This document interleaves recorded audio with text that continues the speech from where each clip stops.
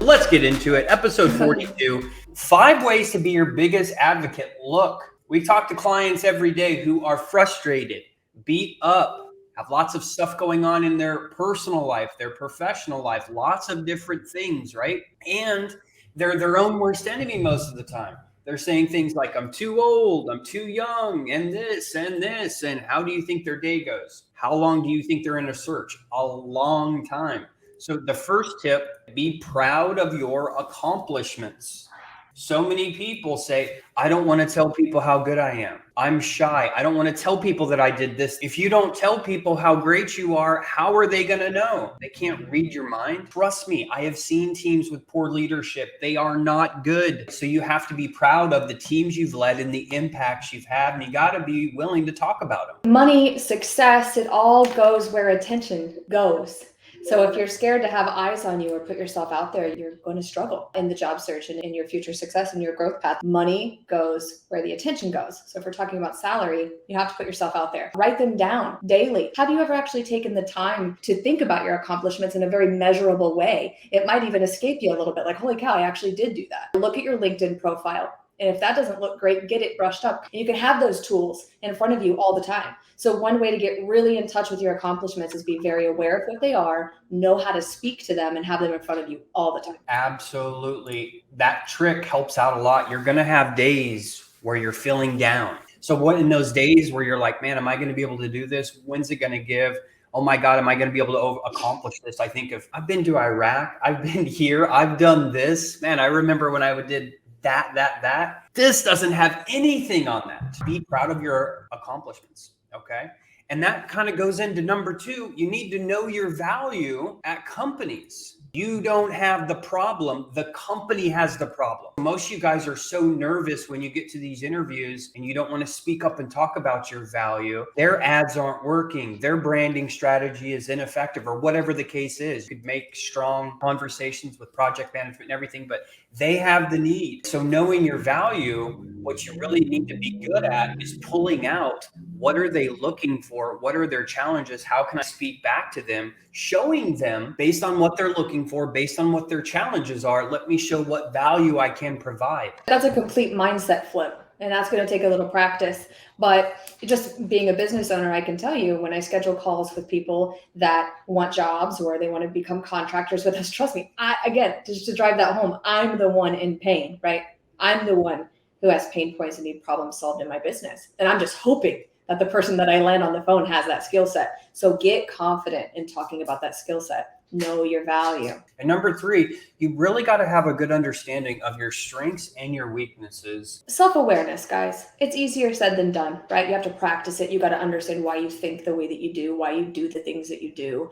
And one way to do this is to come up with your target. Let's say you're already in a role and you're looking to grow inside that role, or you're in a job search. Okay, you know what the target is, you know what the role is, you know what the salary is. You have to start to take action toward that goal to actually collect data around your strengths and weaknesses, right? We kind of know what they are in life. We know what they are in fitness and health and relationships and communication, but oftentimes we don't know what, that data looks like, what our strengths and weaknesses are until we start moving toward a target. We have to be, not too scared to make what we could perceive as mistakes, right? Again, it's strengths and it's deficits, and you have to collect data moving toward the target and not be scared. So you have 2 choices: move forward, stay where you are, right?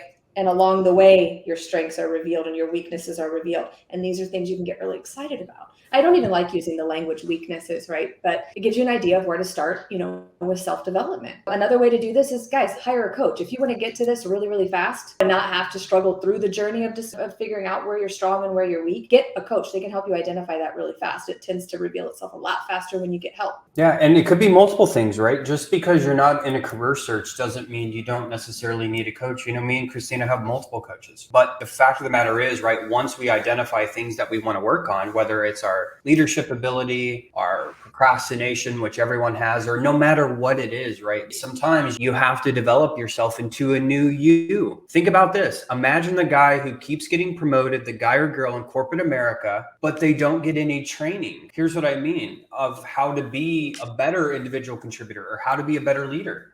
People go from not managing anyone to 100 people really quick with no framework in mind. Hey, number 4, know what type of environment really enables you to be inspired and to do the best work possible. It always goes back to self-awareness. It's so interesting. Week after week with our clients, it's like, hey, we're landing back at self-awareness. We're landing back at self-awareness. Have you taken time to sit down and think about your ideal situation, knowing yourself well enough that you know what environment you need to be in to do your best work? Like, what inspires you? What motivates you? Well, actually, motivation just kind of stops after a while. So you have to know like what your why is also within that. When people say like, I want to work for a good company, we don't even know what that means, you know, and what kind of boss are you going to resonate with? Sometimes, right? This just goes to show you how much goes into actually getting like the job that you love. Is there's so many components to it. And when we talk about culture, you know, I could get along with someone, say, who's maybe a boss of mine. I might be able to get along with him really well. You need to know what type of leader do you typically excel best at? Someone who gives you creative space and really doesn't bother you, or someone who you could say micromanage, or we could just say who keeps you on track daily with your targets. So what kind of environment is best going to be for you? Because working in a place that you don't love and you don't like your team and you don't like your boss and you really don't like anything about it, what are you possibly still doing there? That is like hurting your life so much. We make jokes all the time about ideal situations. You know, we live in Florida because of warm weather, sunny beaches, and no state taxes. And then we always kind of chuckle, right? If you want to live in Minnesota because you like ice fishing, great. Location, team, company, what they stand for, what is going to be best for you? And have you ever even written that down and have awareness over it? It's interesting. And, you know, a couple of our favorite mentors, they travel the world, right? They're on tour right now. They love Scottsdale, Arizona. And they did this whole teaching on, oh my God, like we just thrive there. That's why we live there. Like, guys, we forget we get to choose where we live. We get to choose where we work. You know, I coach our clients a lot because humans become drifters, right? Where life is just happening to them and not for them. And this is all about getting in the driver's seat of your future. So there's a lot of moving parts to that. Sometimes it can feel a little scary, or like you convince yourself you don't have the power to create the environment that you want to work in. And then also know that you do have the ability to impact companies and change the environment and create a better environment for yourself and others. So you want to think about that going into a company as well. Do you have the autonomy to do that and change things up and flip the script once you get inside the company? Last thing we should have probably put as number 1, but like I said, we weren't doing no specific order. Hey, get laser focused, get super specific on your end goal and create a roadmap. So when we talk about your career, right, and ways to be your biggest advocate, how could you not set yourself up for success of simply saying, this is what I want in my career. This is my plan over the next couple of years. Hey, I only have 10 more years to work, right? That I want to work. Hey, how can I position myself? So do you have a plan for your career? Do you have a specific goal? Do you have even a basic roadmap of how to get there? Do you know how much longer you're going to stay at your current job? Are you able to get promoted? When should you start looking? Yeah. So when you do this, it puts you in the position to ask really quality questions, really high quality questions, whether it's in the interview or just during networking or whatever, because you want to know that the inner workings of these organizations can actually support this growth map as well. If not, already know to like run the other direction. Like it's not even aligned with your vision. Thanks for joining us for episode 42. Hey, 5 ways to be your biggest advocate. Hey, as always, if you are starting a new job and you need help being a better leader, you are in a career search and you want to get this new role quickly, go on over to execupgrades.com/podcast, book a call with our team to see if we are able to help. Until next week, have a great day, everyone.